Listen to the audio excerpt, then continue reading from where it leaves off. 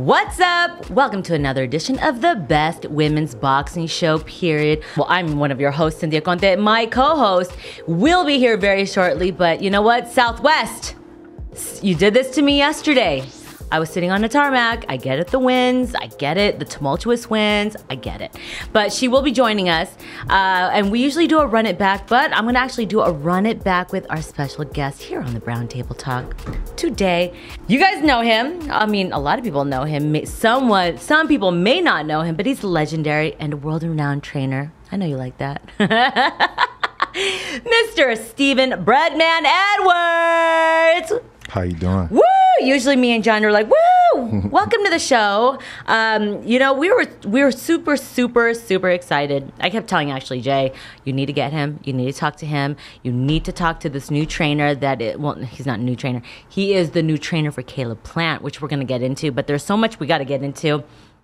First off, before anything else, did you watch the Super Bowl yesterday? Yes, I did. Okay, I know. Besides boxing, you are a huge sports fan. What did you think? Did you have a dog in this game? Well, I'm from Philadelphia, so of course I did. Okay, some Philly. I saw a lot of Philly did not even root for their own team. So I'm not saying that you weren't, but I'm just curious. You know, Philadelphia's a weird place. We got like a lot of Cowboys fans. And See? I never seen nothing like it. Like them guys, but. You know, for the most part, most of the people ride with the Philly sports teams, and that was a tough one. Okay, tough loss. I did not have a dog in this fight, but I was rooting for the Eagles. I really was. Because you were interviewing me, or you just no, I swear, I didn't even put two and two together. Okay. You know, I'm a Pats fan through and through. Okay. And so I still cheered for Tom Brady when he left our asses for freaking Tampa Bay.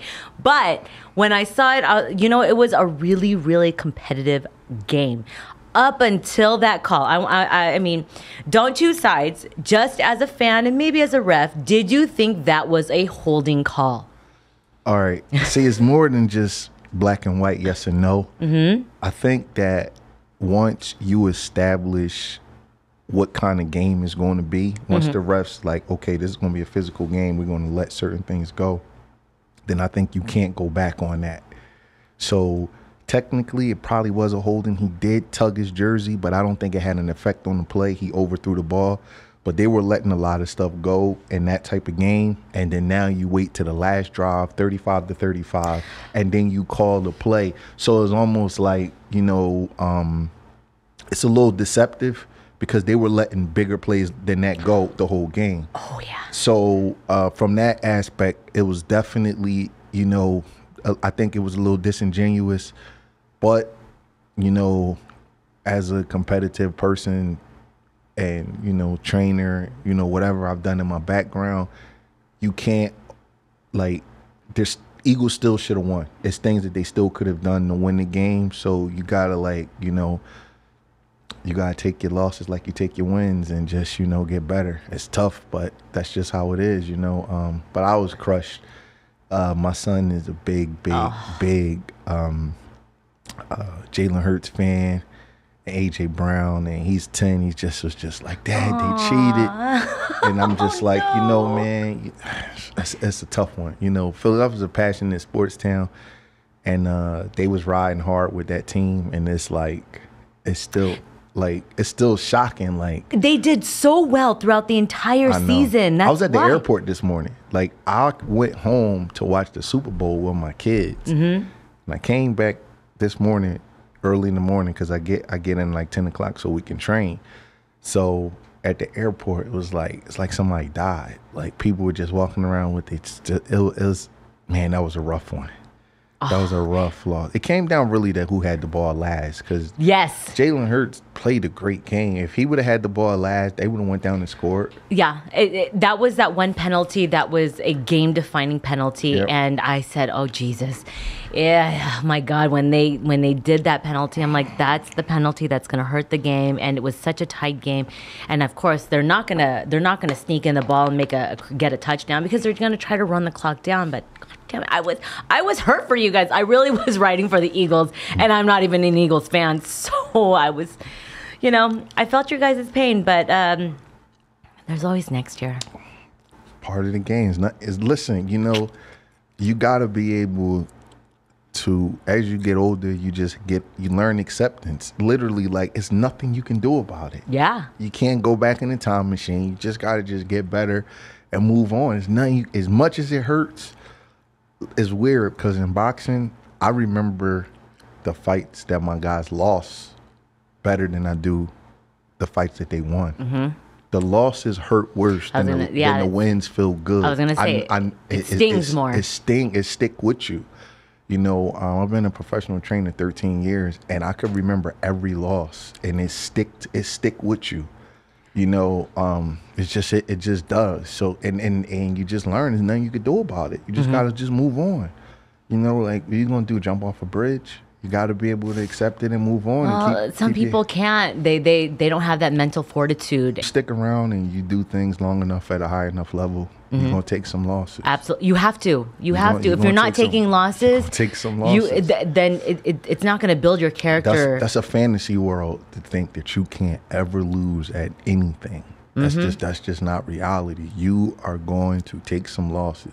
You may not take a lot, you know, depending on how good you are, but you're going to take a couple of losses in life. Just because you can find a couple exceptions, that doesn't mean that, you know, that's the reality. Like, you will take losses. So I felt bad for my son, man. He was like sad. And I was just like, man, you know, this is what it is. It's part of the game. You know, sometimes y'all lose in basketball and football, and it's just tough, man. But it stung. I definitely felt it. It's life. You just move on. You know what the worst part about it was? I know I'm going to probably get shit from it. Patrick Mahomes' brother. That's the one thing I did not want to see is him. He even got in Patrick's live shot doing this stupid TikTok dance. I'm like, dude, this is not your win. This is your brother's win. Stop taking the blame. And I just... See, I don't watch stuff like that. No, it wasn't even on TikTok. It was live when they're interviewing Patrick. I'm like, dude. I didn't even see that. Oh, I saw that. I was like, you know what? You piece of... Entourages and stuff can be a little aggravating. But I try not to, you know, get in the middle of that. Well, you know what? So we're moving on from football because I know there was a big fight. And I know you are a boxing man through and through. I saw you live tweeting. I didn't get to watch the fight live, but I did end up watching it before the show. O'Shaquie Foster or Vargas versus O'Shaquie Foster. A lot of people, so Jeandra and I, we always do a kind of prediction. No, well, not really predictions, but like, who do we think? And I remember Shakur Stevenson said he will take over the division, O'Shaquie Foster, once he vacates, or once Shakur vacates, O'Shaquie Foster will take over the division, and then Keyshawn Davis. We've only seen Ray Vargas, because we've seen him. He's a titleist over and over. He was looking to become another title winner in another division. We've known him to be a very awkward fighter, very rangy. Ray Vargas had the height, but O'Shaquie had the reach. We saw what happened. Ray Vargas said, the man had legs, blah, blah, blah. He ran. I always call it, if he's running, maybe because he's boxing your balls off. That's what I'm assuming. I'm not sure. People said, please do not rob Foster, and they didn't. That's what I said. Yeah, a lot of people are saying that, and you never know these judges these days. I'm just saying, we've seen some really interesting cards from the judges that I'm like, what fight are they watching, or do they have glasses? Did you think this was a 50-50 fight? I thought he would win. Okay. Yeah, I did. I could show you the text. A guy I know, he does we got like a little website, and he you know, he takes a lot of my pics and stuff like that. Which website? And let me see. Hold up. Boxingbet.com. Look. Let's see it. When he had texted me, I had told him I thought Foster would win the fight early. Because I just, you know, sometimes you could just see stuff in guys. And Foster, he has a couple of losses, and a lot of times people dismiss guys with losses. But some of those guys with a couple of losses, all it really means is that they haven't had the privileged matchmaking that other guys have, where they get to take fights all the time that they know that they're going to win. You know, that's all that means. But real recognize real. People inside boxing circles, they know that guys like O'Shaquie Foster can fight. You know what I mean? There's another kid out here named Kenneth Sims. They got a couple of losses, but he can fight. I train a kid like that named Karan Davis that can fight. The kid, Zach Ochoa, that I train, they got a couple of losses, but anybody just can't beat them. When you got a couple of losses, the promoters treat you a little different. They don't give you time to train. You got to take fights a little bit out your weight range. But for this fight, O'Shaquie Foster, you know, he had time to train. He got a good trainer, and the guy, Bobby Benton, the same trainer that Regis Prograis have. And the playing field was level. And I just felt that he would edge the fight. It was a good performance, and I'm glad the judges got it right. Yeah, Foster was able to land some jabs. Vargas had more of the the power shots, but O'Shaquie just he was so relentless. He got him in the 8th round. And it was just like a barrage of punches, and Vargas did not know where they were coming from. And I would just watch the replays, I would watch the highlights, I would watch the fight, and I'm like, wow. I was pleasantly surprised, because you know what? I love it when people upset the apple cart, because just because one person always wins, they always think they're going to take that, you know, take that next division, the next belt. And Regis said this kid, and Shakur, I'm thinking, okay, they know something that I don't know. All the hard work is done in training, in sparring. And that's what people don't get. Like, there's guys out here that don't have the big names, and they don't have the big promotional backings, and they're not getting the machine behind them, but they in the gym, and people who know that they can fight.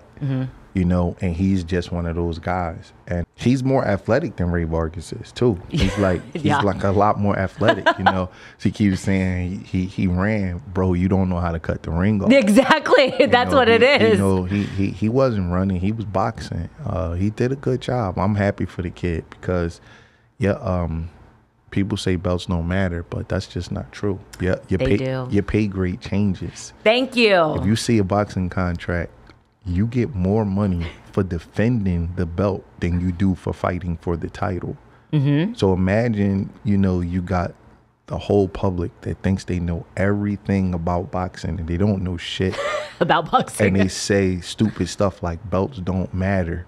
I'm looking at boxing contracts. Could you imagine if somebody told you would make 4 times more money than you ever made if you win a belt than before you got a belt? Damn. That's a lot of money. It's a lot of money. A lot of money. It's life-changing money. It's for your family. So when people say that, I'm just like, you guys are just so misinformed and ignorant. Belts might not matter to a guy like Floyd Mayweather, that's the top of the food chain. He's making $100 million, $200 million a fight. But for everybody else, you know, you might go from $50,000 when you fight for the title, $100 to defending the title, depending on your contract. I've seen everything from, I had a kid with a contract with $2 million of title defense. Wow, that's big. So when the people say that, I'm like, you don't know why those guys cry when they hear "and the new." It's your whole life's work into that, and on top of that, your quality of life changes. Absolutely. You know what I mean? So your legacy changes right there. You create it. I'm happy for the kid, man. He started out 10-2. He took some tough L's. He kept plugging away, and he beat a legitimate guy 36-0. I hope that he keeps that title for as long as he can. I don't know him. I've never met him, but that's good to see, man. I like to see that for anybody, man. Usyk versus Fury. Is this fight going to happen? Now it's not allegedly in Saudi. It's going to be in the UK, with Fury possibly getting the higher split when he has less belts. You know, like, one thing I don't do is I like speak in absolute terms. Like, I know something. Like, you know, sometimes people ego get the better of them in boxing and be like, I got inside information. No, you don't, bro. You just got your own opinion. Exactly. That's a lot of people on Twitter. And they be lying. So I'm not a fake person like that. I don't really know if the fight is going to happen or not. I think it's a great fight. Both of them is great fights. Okay, let's break down this fight, because they're both boxers, but one is obviously much bigger. He imposes his will. He will impose his size on him. Usyk is a lot smaller. He is back in the gym. He's not the size of Fury, but he has legs. He has feet. He can move. He can dance. He's a great dance partner. He can stick and move. I don't think he can knock out Tyson. I'm not. He don't have to knock him out, Cynthia. I know he can outbox him. All he win 7 rounds. Yeah, that is true. That is true. People say that, and I don't mean to correct you, but he don't have to knock him out. He didn't knock Anthony Joshua out. He just beat him. Yeah. You don't have to knock him out. Yeah. People confuse that. You don't have to knock a guy out to win the fight. Yeah, you can just outbox him, but can Usyk outbox Fury, or can Fury outbox Usyk? You know what? Both of those guys is the kind of guys they like money fighters. What I mean by that is they are as good as they need to be on that particular night. They got the ability to keep raising their game up and be better and better and better and better. So Usyk, you don't win a gold medal by mistake. You don't stay undefeated all this time by mistake. He's just a winner. That stuff about him being too small, I would rather be his size than any other size as a heavyweight. Because a lot of times, Tyson Fury might be the exception as far as his size, what I'm about to say. But a lot of times, those guys get too big and they get lazy. As big as you, the bigger you are, the more your body has to supply that oxygen, to all those muscles. You get tired. You ever see like a big muscle bound guy gets tired? They're tired. There's some muscles that he don't have exhaust cardio. him. So, and then you're not as coordinated as the guys that are smaller. So I've always believed 6'3", between 6'2" and 6'4", 220, 230 pounds is all you really need. You don't need to be that big to be a good heavyweight.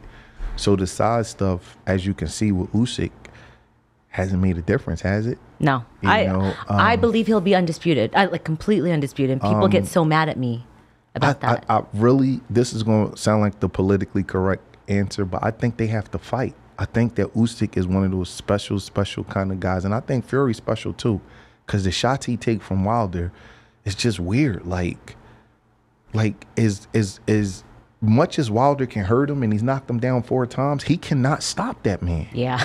He came back from the dead. It's like Fury. I was there in LA when he got up. It was insane. I'm like, God damn. He's just a different kind of, both of them have that weird kind of way where they're just as good as they need to be.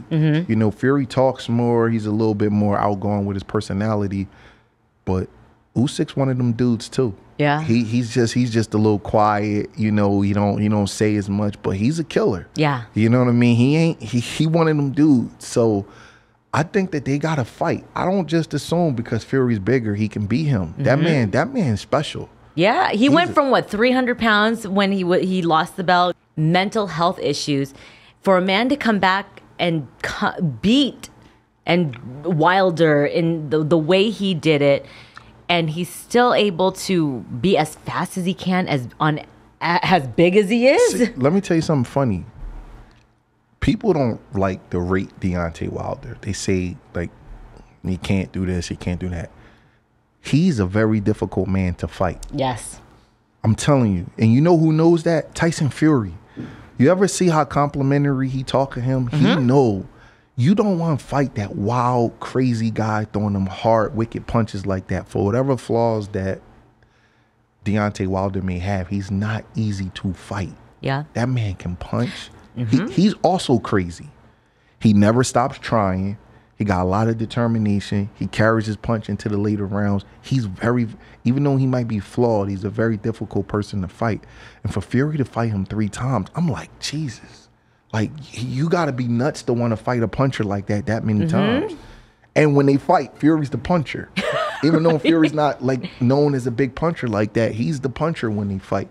So I think Usyk and Fury, both special fighters. I think that those kind of guys, they raise their game up to be as good as they need to be. And I think that they have to fight for us to decide it. I just don't assume because Fury is bigger that he can beat Usyk. I think Usyk is like, he made it that special cloth. I hope this dispels the myth that guys like Holyfield and Ali couldn't hang in this era. It's just ridiculous. Usyk is top 2 heavyweights in this era, and he's only 6'3", 220. It's just ridiculous that people would actually think that. So I hope that dispels that myth. But I would love to see the fight, but I don't have no inside information on that. No one ever tells us. It's not. No, I'm being honest. Like, it's not completely up to the boxers at that level, because there's so many people that have invested in their careers from a network and management and promotional standpoint. Is those people, you know, as they say, bosses eat last. So they got to eat on a fight like this. When you cutting up $150, $200 million, all of those businessmen who have a dog in the race in this, that deal has to be good for them too. So, you know, that's why I don't like to speak on stuff like that, because people act like they know, but at a certain level, this is not just two guys splitting $2 million from Showtime. Yeah. You know, that's a simple deal to me. That's easy, but this one is international money. This is gate receipts. This is sponsorships. This is pay-per-views, international pay-per-views, U.S. pay-per-views. This is a lot. That's a lot of money. So everybody has to find a way to eat on a fight like this. And a lot of times when you see them held up, it's because one of the sides is not seeing all of the money that they think that they need to see. So it's a little different. So you got to be patient with them. And if you're not sitting in those rooms, like me and you sitting in this room, you really don't know. You just really just assuming. But from both of their personalities, those dudes ain't ducking no work. Absolutely. They want to work. Yeah, they want to feed their families. They ain't them kind of, well, they beyond the point. They can feed their families. Well, they can feed their families and then some, but they adding to their legacy. You just know certain guys' personalities without saying them, and certain guys, you know, don't want to take fights. And Usyk and Fury, they not them kind of guys. They want all the smoke. Yeah, they'll fight. Yeah. Fury's a complete lunatic. He'll fight.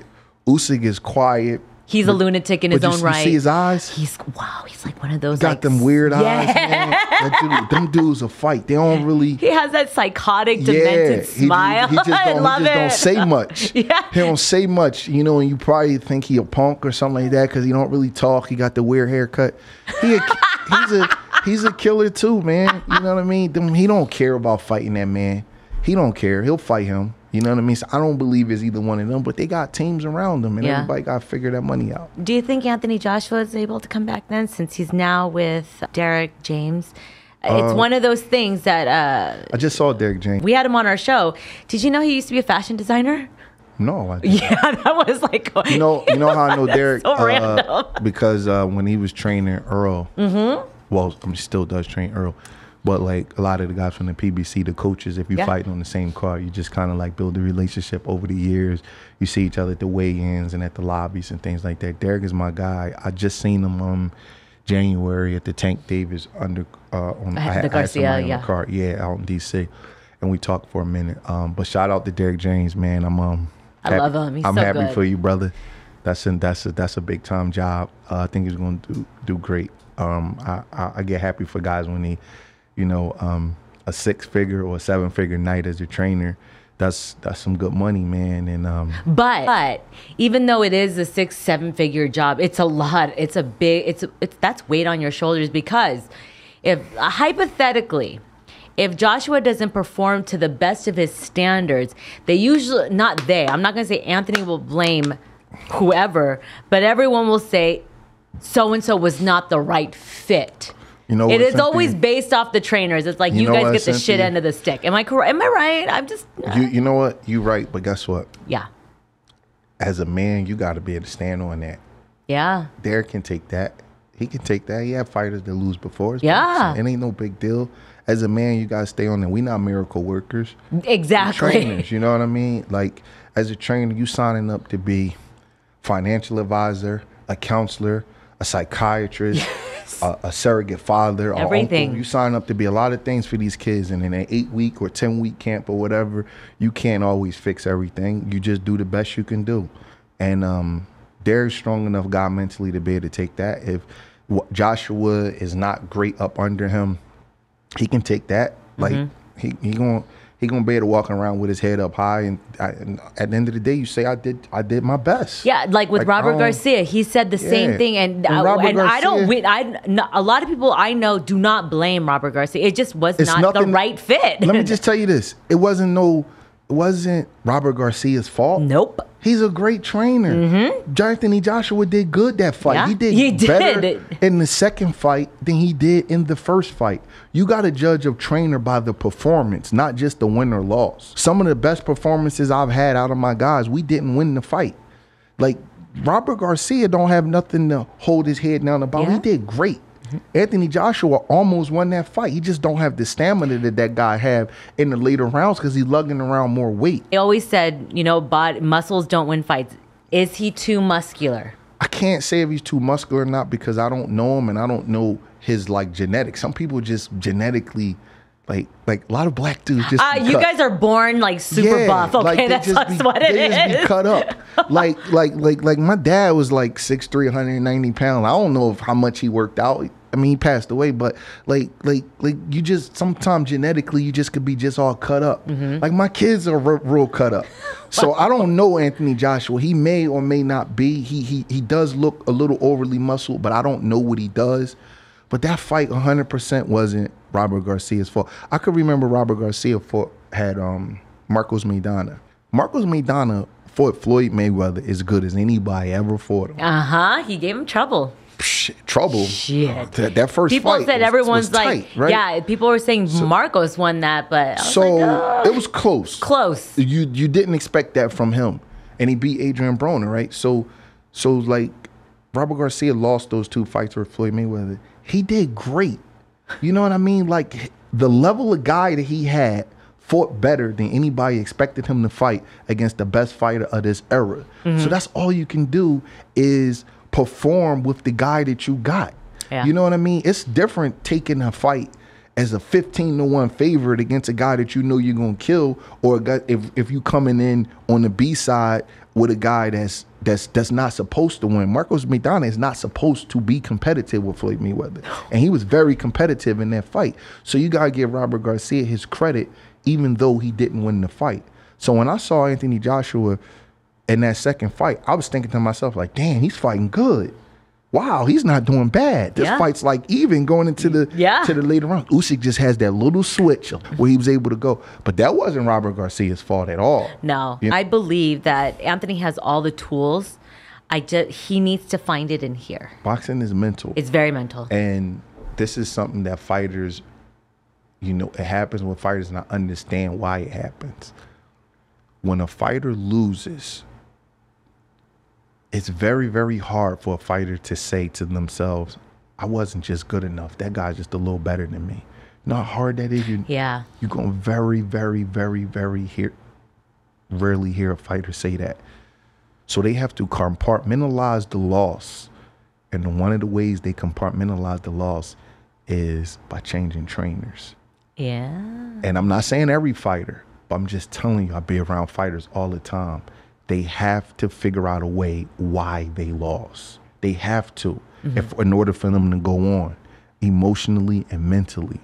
And oftentimes, the fall guy is the trainer. Is the guy that's in the gym with you every day, and the guy that makes less money per hour than anybody. Because you could train a guy could fight once in a year, right? And you train him all year long. You don't get paid to the night of his fight. The guy that does more work than anybody. More work than the managers, the promoters. Don't nobody work as hard as the trainer, but you got to figure it out. And that's just something that I accept as a trainer. I just understand how that works. I never take it personally. I always kind of even kill. I don't get too high. I don't get too low about it. But if you talk to any trainer, they understand. The good ones do. Fighters just do that. They have to do that. They have to find something or someone to blame. Yes. They don't want to blame themselves. Yes, it's part of their psyche. Unless they're man enough and have balls enough to be like, I was just not that good enough. And that's hard for a fighter. I get it. Listen, even a woman would be the same. I get it. Listen, I don't blame the fighters for that.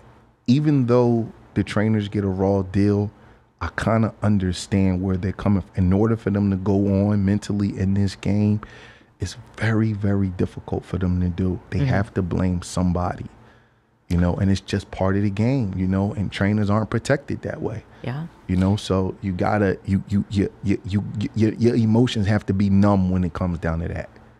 Well, you know, you just mentioned because there are some people that you have trained, and the one that when we talk about this is J-Rock. You were with him for 10 years, which is a long time, a very long time. And he had 2 losses under your tutelage, and you're not with him anymore. And I'm not sure if he's going to be coming back or if he does. He came back to me. He's back with you? Yeah. Okay, and is he? When's he He's fighting? going to be fighting. I can't say it now. He's going to be fighting a big fight for a title. In June. But he came back. Okay. He actually just won a fight in November of 2022. Under you? Yeah. So how did that come back? Since those are very, very, very tough losses, and you know, a loss changes them. A loss changes. Yeah. Like you said, their psyche. Well, he came back to you, obviously. Did you kind of say, are you sure? Is this the right time? Or I didn't say that. A good friend of mine, Louis the Cubist, tried to, you know, he just tried to mend the fence between us, you know, after he lost to Jason Rosario. Yeah, Rosario, yeah. And, you know, I'm kind of a stubborn guy. You know, I don't really like... I probably, my personality outwardly probably don't show it, but I am probably a stubborn person, you know, a little bit of a grudge holder, you know, so I'm typical man. Yeah, you said typical man. So, you know, Louis the Cubist, they wanted us to talk, you know, and he wanted us to talk. And then, you know, Julian, you know, he was a man about it. He approached me. You know, I'm not going to get into what was said, but he said what he had to say, and I said what I had to say. And, you know, it was just like one of them things like, all right, let's just get back to work, man. You know, because I got a lot of love for all of my fighters, but I also treat them, there's a side of me that's, I'm not that nice to them. It's boxing. It's boxing. Boxing is not ballet. And, you know, Julian knows that about me. This is the kid that spent more time with me than anybody has. You know, he stayed in my house before. So he knows that I'm not that nice of a guy when certain things are not going right. You know what I mean? And, you know, I just think the world of him as a fighter. And if he's not giving me what I think he should be giving me, I got to be able to say that to him.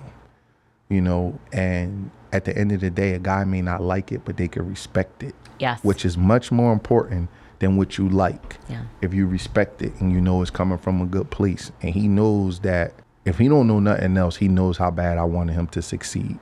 We got back together, been looking good in the gym. He won an off-TV fight on the David Morrell card in November of 2000 of last year. Minnesota. Okay. He won on that card, and he's gonna be fighting a big fight in June.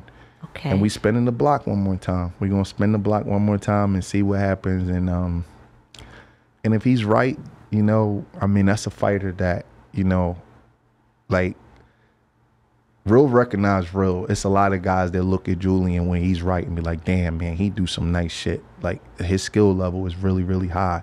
And we built that in the gym, just, you know, just working throughout the years. You know, a lot of guys mimic a lot of the things that he do. Julian's a hell of a fighter. But mentally, you know, sometimes you can get away from things that you was doing without you knowing it. And that's when you gotta have a person around you that look at you in your eye and tell you the truth. And I tell guys the truth, no matter how bad it hurts them. I never disrespect them, but if you're not doing what I think you should be doing, I gotta tell you. I'm saying this in the most humble way. We work so hard in the gym, and you miss so much time from your family and things that you're doing. I go home every weekend to see my kids because I don't want them to go that long without seeing me. Every weekend, I literally, after training, I jump on the plane like 2:30, go back to Philly, leave 5 o'clock Monday morning to be back here for training. That's how important that is to me. But I'm missing today my daughter's birthday. You miss so much stuff. And I can't have no guy in the gym giving me half-ass. I can't have a guy outside of the gym not doing the right thing. Not when I'm putting my time in. And especially they're fighters. If they have family themselves, they're also missing. So they have to understand both of you guys are sacrificing. Yes, the sacrifice and you can't just be sacrificing for nothing. Yes, the sacrifice is too big. For me personally, I can't do it. And if I have a fighter that I can't tell the truth to, then he don't need me training him. Yeah, he's not ready. He's not ready for that. You know what I mean? And I'm not going to disrespect him. I'm going to talk to him like a man, but I got to be able to tell you certain things. And, you know, that's just is what it is. But we back together.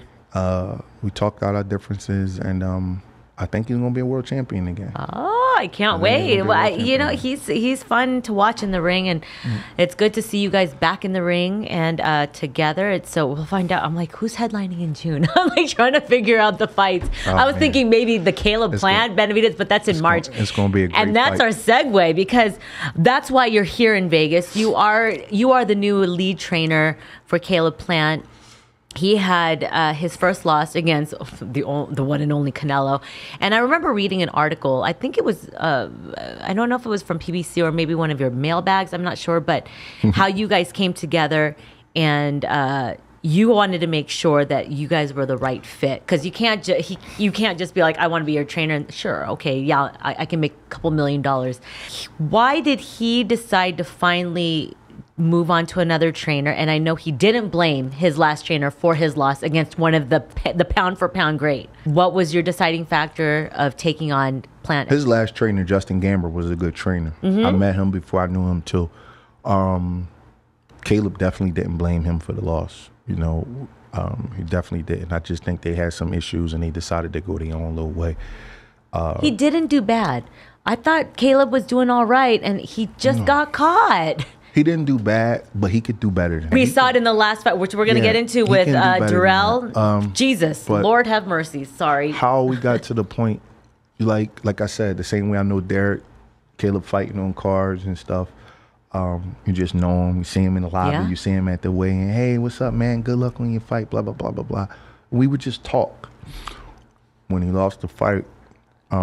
Wait, have you ever worked with Caleb before? Ever? Never. I just knew him. One day he said, like, yo, man, I want to come out to Philly and spar. I'm cool with a couple of guys out there who we never got a chance to do it. But I'm like, all right, come on. We got plenty of work for you. And then I got contacted when he lost, some important people, and said, well, I think you guys would be a good fit. Miss J. So we're talking about Caleb Plant, how the relationship came. You're looking fly, babe. Thank you. He reached out to me, and he said, Coach, he was honest. He said, I got about 4 guys, 4 different trainers that I'm looking at, and I'm working out with everybody, and I want you to come out here and, you know, let's work for about a week to see if we have chemistry. He said, when can you come out? And I'm like, all right, after my son's basketball season, I could come out. So I came out to Vegas in like April. We worked for like a week. And there's a lot of people that had interest in it, wanted to come past the gym and see us work. And we did great, put on the show, man. It was a chemistry right away. And then he doubled back and came to Philly around July, twice. He came to Philly in July. So I kind of had a hunch. I'm like, he's courting you. He's coming back to me. And I told him, I said, listen, man, I know that people have recommended me for you, but I don't want you to pick me because of what somebody else said. It ain't gonna hurt my feelings. I can't lose nothing I didn't have. It's not gonna hurt my feelings. You're still gonna be my man. It's not, don't worry about that. I'm telling you, don't feel no pressure to pick me. This is the rest of your career, and you got more time behind you than you got in front of you. So you got to make the right choice. It's not always about who's the best and who knows the most. It's about, sometimes, it's also about the chemistry. So he said, thank you, you know, because obviously it's a big life decision that he's making. And I told him, I know he's going through a lot. The Canelo fight was a big fight. You don't ever want to lose. You got to make a decision. It's almost like you're getting a divorce. Like, you know what I mean? It's different. And he said, okay. And then when he came out, you know, he told me, he said, Coach, I'm going to pick you. Told him what I need. So I need a car. I need a home to live in. I need a nice little condo. I ain't shacking up with nobody. I'm not poor. I ain't shacking up with nobody, no fighters, no nothing. He started laughing, but I was dead serious, Cynthia. I said, I ain't doing that. I know I need a nice little spot close to the gym. I need a car to get Are you around. in Summerlin? Yes. Okay. And I said, listen, I gotta go home on the weekends. After we train on Friday, I gotta see my kids. I got 2 kids. They small. They can't go without seeing me for a long time. They get, you know, they start acting out with their mom. And he was like, cool. I said, so if you could deal with that, I could train you. He told me, he said, yo, I'm fighting Anthony Durrell. And I'm like, oh, wow, okay, cool. I said, when you fighting? So we finally got the date down. It was October 15th. And I came out here and we just started working, you know, and that was it. He runs a good camp, man. He's very professional. A very, very professional kid. I like the way he do things. Everything's on time. It's in order. You don't have any, sometimes fighters, their mind is all scrambled and they just be, everything is impromptu. With him, everything is the same time, same schedule. So we really, really keep a tight schedule. Chemistry is a two-way street, though. So he was impressed with you. How did you know this was the right fit for you? Because you have options. You've trained champions. So when does it become right for you? I kind of knew it when I was like hitting the pads with him and working with him. I'm like, this kid's not bad. He can fight. Because looking at a kid, watching them fight, you watching them out of appreciation. You just watching the fight. Working with him in the gym is totally different.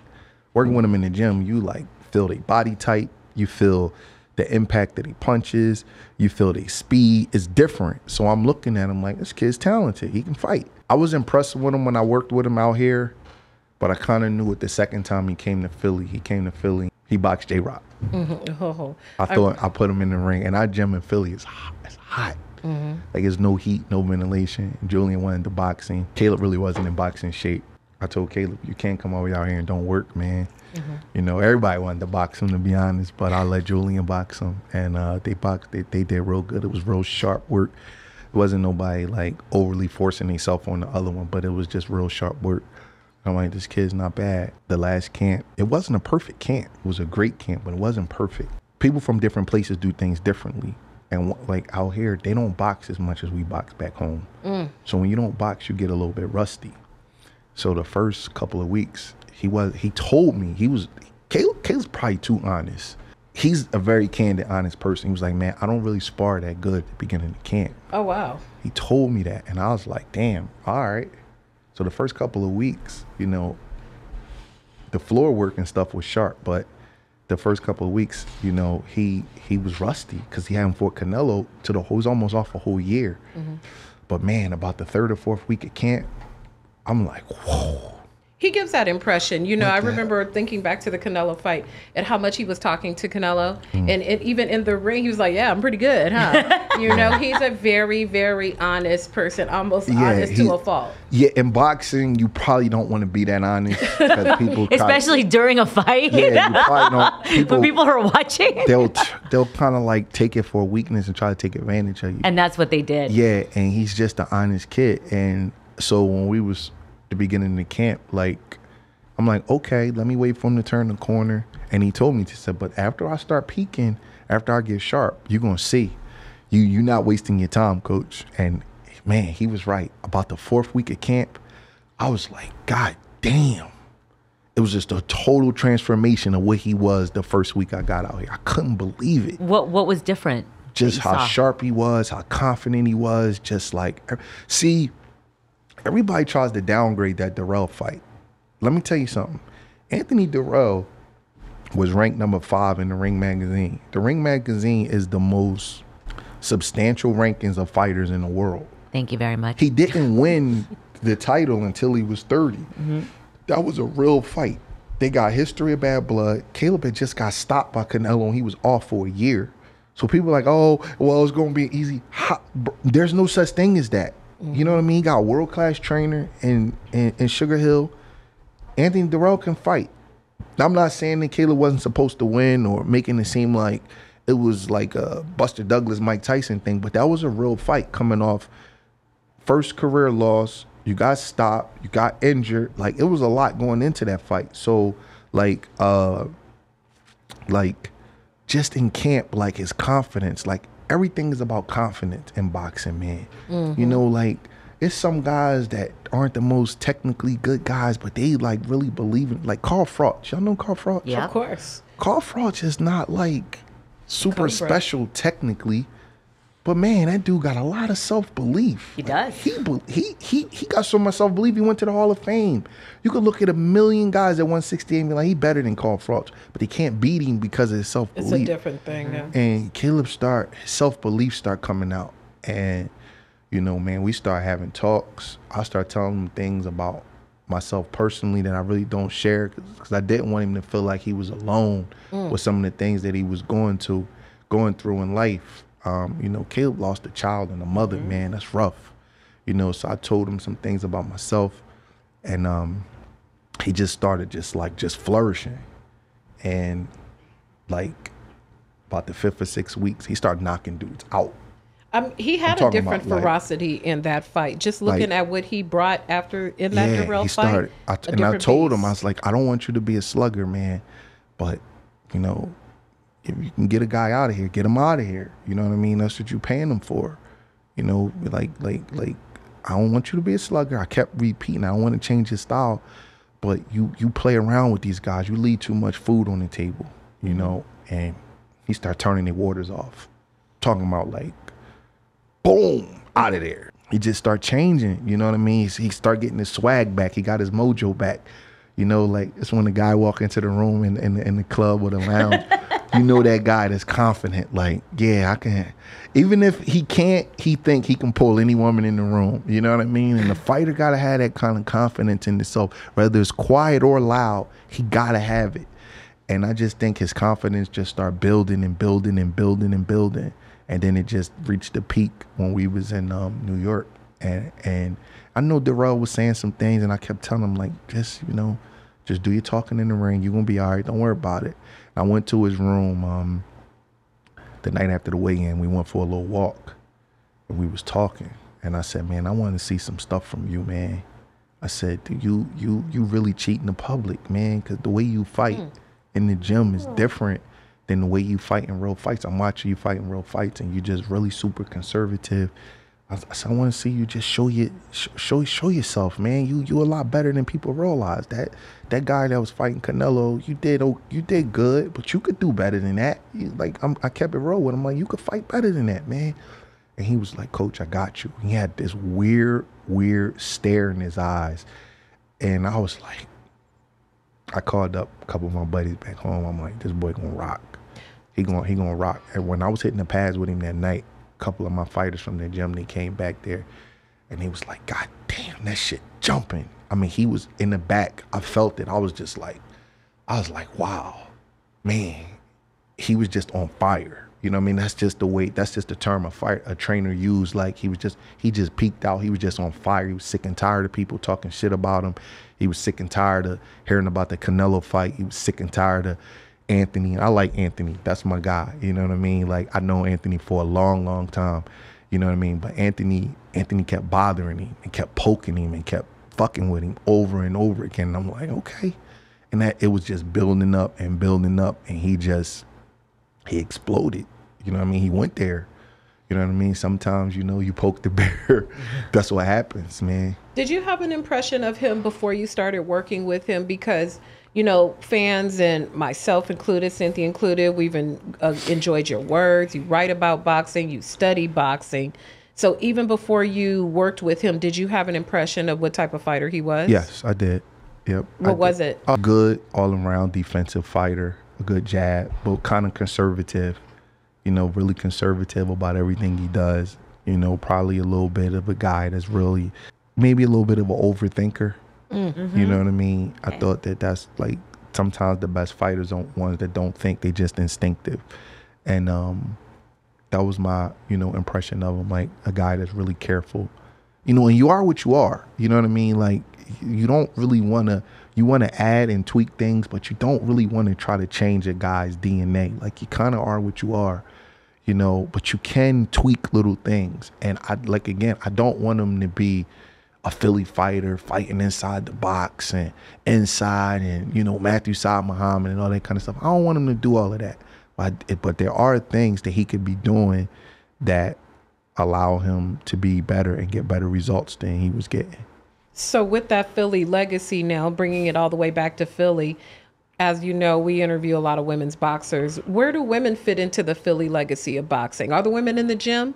Because, you know, there's that's a great question. You know, are they out there? What are they doing? There's a couple of women in the gym. In our gym specifically, unfortunately, I don't really see a lot of women because I train a little bit earlier in the day.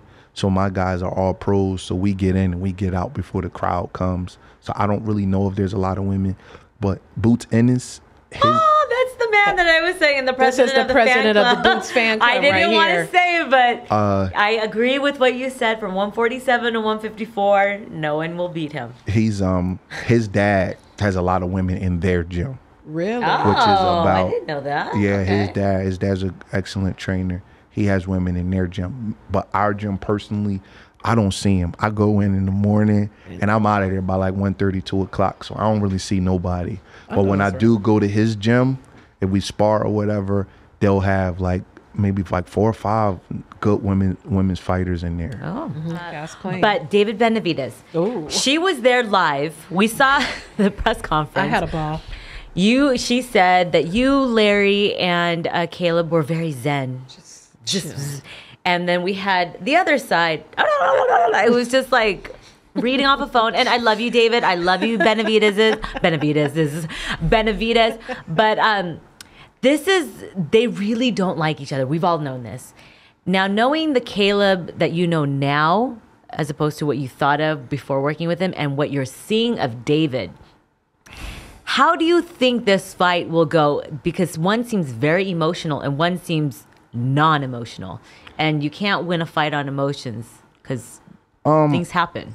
Obviously, I'm for Caleb Plant for the win. Of course. But, as a fight fan. all the stuff that they were saying and things like that, I met the Benavidez before. Like, we were pretty cordial. Like, I've always been complimentary of them, so a lot of things, one thing I don't do is let somebody push my buttons, like I may argue with like one of my friends over LeBron and Kobe, but I'm not arguing with no men out in the street. I don't do that. Right. You know what I mean? Like once that kind of stuff happen, you taking your concentration off, you could get anything could happen. You could lose your life like yes. that. You know what I mean? So I don't play like that. Like I'm very careful about stuff like that. So, once I knew that there was bad blood. Obviously, I'm coming on the team late, but once I saw that, I'm like, okay, people asking me, like, is it real? Or is it I think it's both. David could say what he want. He's the fighter. He got to fight Caleb. So if he wants to call Caleb a bitch and a pussy and all that kind of stuff, you still got to prove it in the ring. Like that doesn't, like, I respect the fact that he's putting himself out there, guaranteeing the victory, guaranteeing the knockout. He's putting all the pressure on himself, so go ahead. If you're that good and you could predict the round and you're going to stop a guy in, I don't have nothing to say about that because he's fighting. The entourages and all that kind of stuff, to me, I don't like that because they don't have to get in the ring. Mm-hmm. And that's how things could get a little bit worse. You know what I mean? With the entourages and people saying stuff back and forth and then it turns into something that is not supposed to be.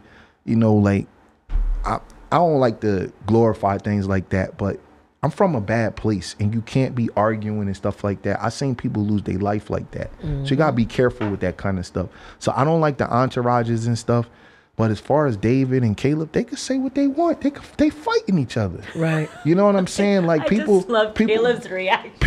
Caleb, he's so quiet. I think their personalities actually mesh in a way where they complement each other. This promotion is really good. My mom called me like, yo, I want to go to that fight.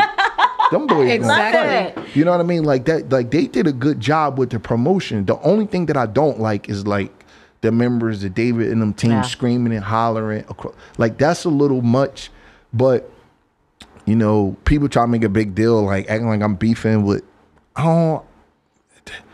I'm 46 years old, man. I don't walk around with no beefs with nobody. I don't do that. Right. You know what I mean? Like nobody, I'm not gonna let nobody play with me and disrespect me, but I don't do all of that. I carry myself in a way where nobody's gonna play with me like that. So I don't have all of that kind of stuff. I've met Mr. Benavidez before. I met David before. We were very cordial. After the big incidents and stuff, Jose Benavidez Sr., he walked up to me and he was a man. He apologized. So I respected that. He said, that's not me, man. This is a lot of stuff happened before us. And I thank you for taking the fight, and it was good. Cameras, obviously, they don't catch that kind of stuff. But, and then David, he's like, and Coach, it's, you know, we bump fists or shake hands, whatever one. And then, you know, and I just simply told him, like, don't mess the money up, bro.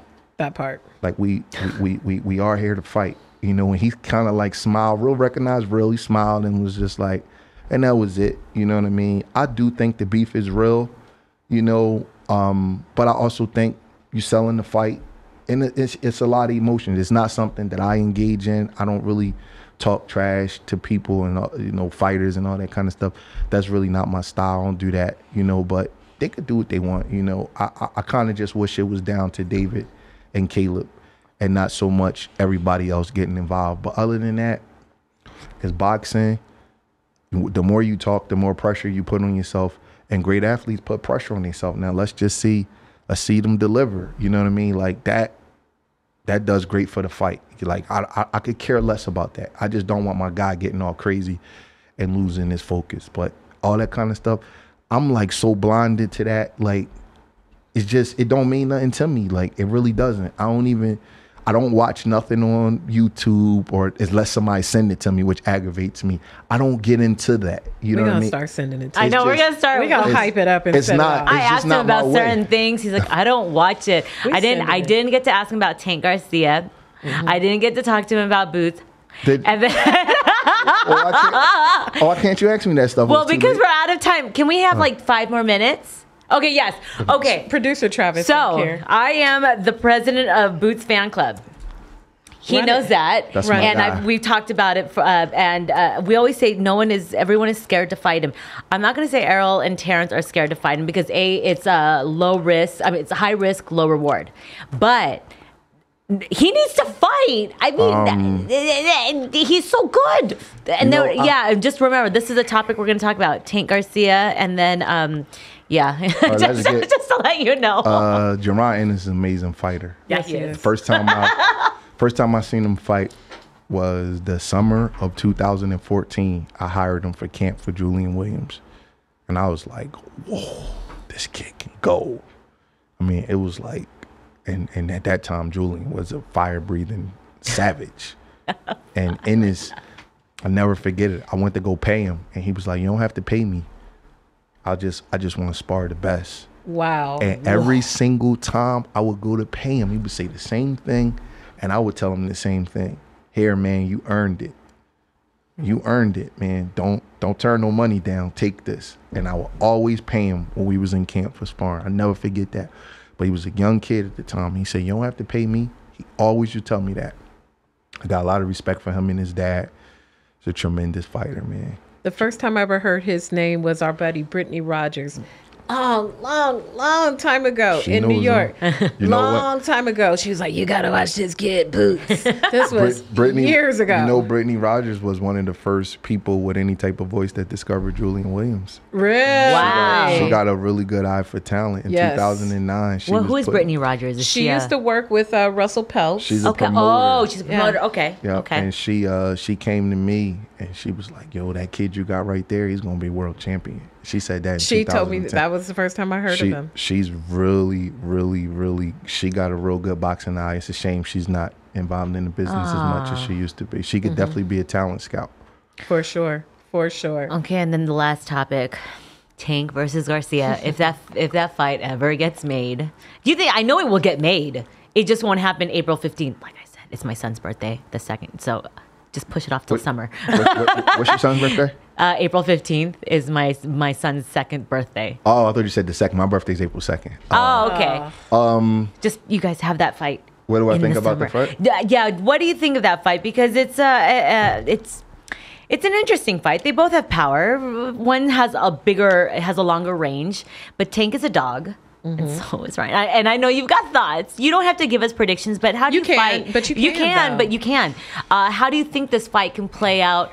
And do you think it will go all 12 Give rounds? us the daily bread. Go. Give us the daily bread in your mailbag. First off, I think Joe Goosen, one of my favorite trainers. Yes. He's really good. His assistant trainer, a guy named Jonathan out there in LA, they're good. Mm-hmm. Joe Goosen's really good. I think Ryan Garcia is a tremendous offensive talent, but I also think that Tank Davis has really good trainers with him and Calvin Ford and Kenny Ellis. Mm-hmm.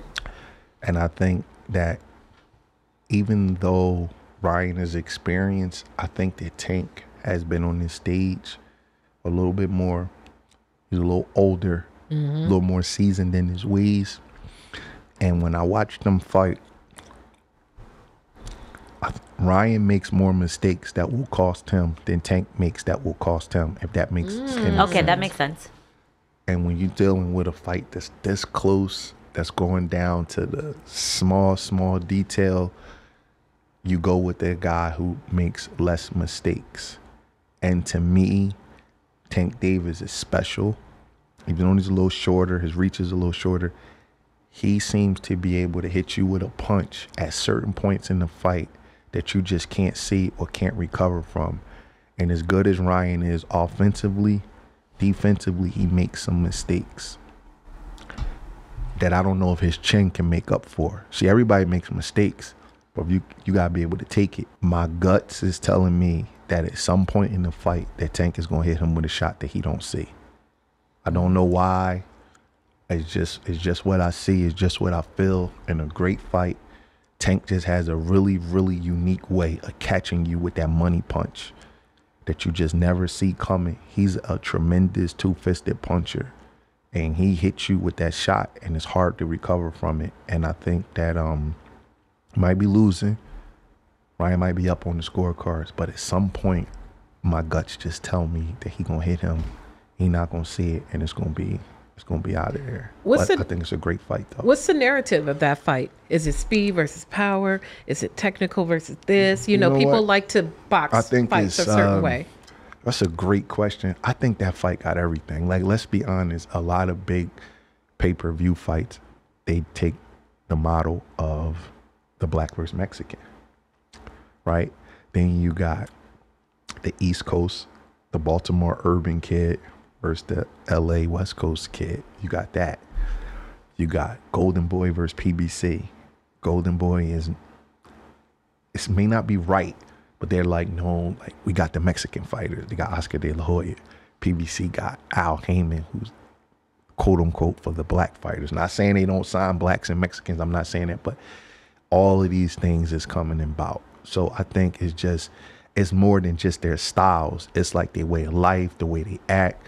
You know, Tank's the little black kid with the tattoos, with the hip hop community. Ryan's the pretty boy that all of the chicks like. You know what I mean? True. I think it's just a great. The purist in me is so unfortunate that it's not for a real title.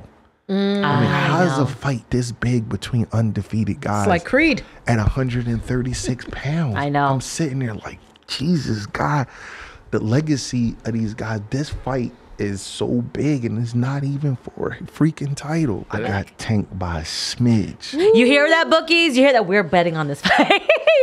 You guys can send us some Zelle, and you can send us money to bet. We'll bet on your behalf. Yeah, we will bet, and we will keep 100% Who do y'all of the profit.